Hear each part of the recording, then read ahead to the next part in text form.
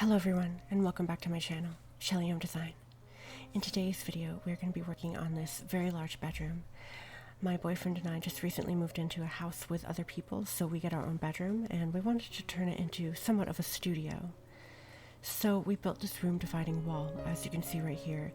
It separates the space up really nicely and makes it feel kind of like it's our own little apartment suite inside of the house that we're living in. Here's another view of it. As you can see, there is a Chinese screen on the right side. If you want to know how we built that, then I will link a video in the description in the future, and definitely check back for that video, but it deserved its own video. Now, before we get into this video, I just want to take a moment to ask that you please consider liking it if you like it, and if you like my work, to please consider subscribing. I really do appreciate all of the support. Thank you so much, and let's get back to it. So first, what you're going to want to do is use masking tape and a tape measure to measure out where you want your walls to be. I chose this design. It's going to be an L shape, and it's perfect to enclose the bedroom area.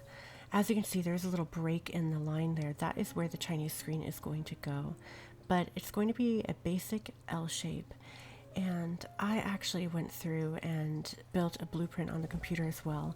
You don't have to do that, but I do recommend it because it really helps you with designing out the room. So here is the blueprint that I built. You can see I kind of laid out a rough estimate of what the room will look like with the wall. This length right here is 10 feet, and then the small piece at the bottom is 2 feet. And the Chinese screen will go on the bottom of that. So what I did is I measured out all of the pieces that I was going to need. These come in 4 by 8 feet sections.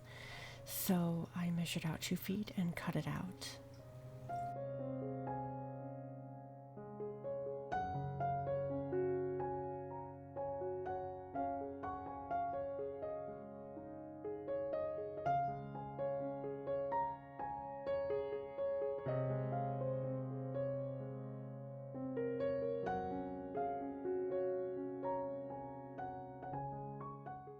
I then went ahead and I tore off the protective coating because wall paint sadly does not stick to that.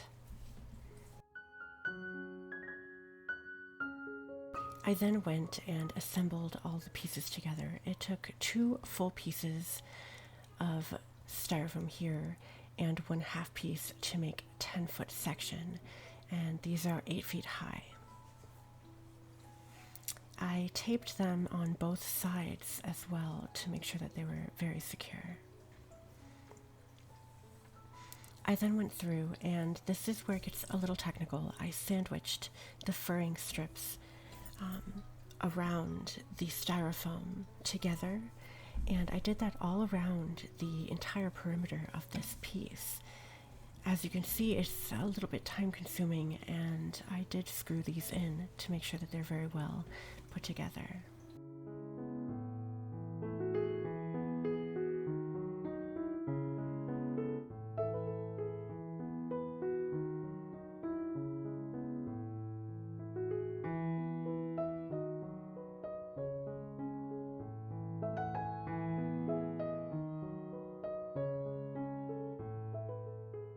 I then went ahead and did it around the whole perimeter, and I did add 2 extra pieces for support 2 feet in from the outside.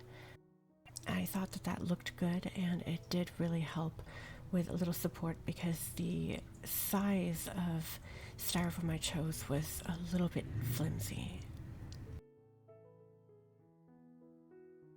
Now, with the help of my boyfriend to hold up the other piece, I did encase the other 2-foot section as well, just like this big section.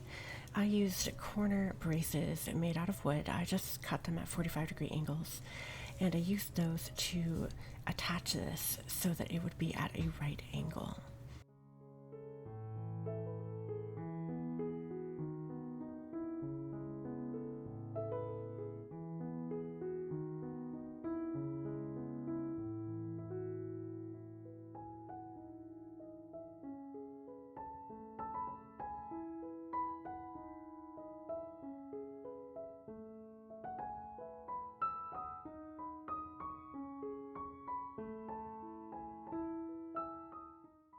Now you'll see when we lift up this piece that the corner is a little flimsy and the styrofoam came out a little bit.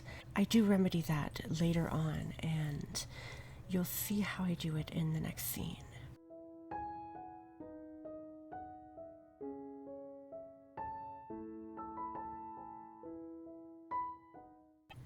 Now you can see on the edge there, I actually added another piece of strip on that side, and I drilled it directly into the main large piece, and that really helped with stability.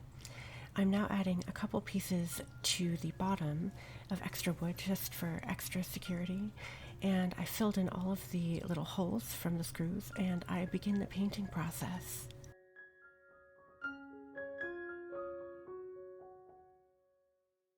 You can use whatever painting technique and color you want. I chose to use dark brown and the same color that was on the walls, just for simplicity.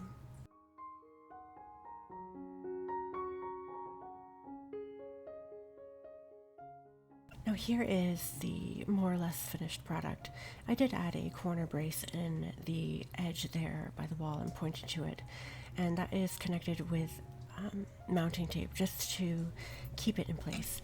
Now you'll see that I did use too thin of a sheet of styrofoam here. It's ½ inch thick, and there's some light bleed, and it's a little bit not quite as rigid as I would hope. So in the future, if I do this project again, I will use inch thick sheets of styrofoam, and I believe that that would definitely give us a much better result. But we learn as we go, so let me know if you try it, if that works out better for you. Here it is, dressed up a little bit, and with the screen added on as well. I'm really happy with how this turned out.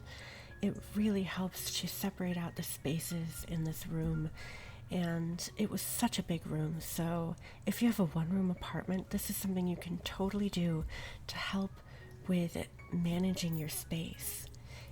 So here is the before picture. As you can see, it's just a really big empty open space, and there's not much you can do with that. And here's the after. It looks so much better, and I really think that adding this wall in really helped to separate these spaces, and the bedroom is its own spot now. So I really hope you guys enjoyed this video. I really enjoyed making it. Definitely check back later for the Chinese screen video, but that's going to be it for me today. I hope you have a wonderful day. I'm going to have a great day myself, and I'll see you next time.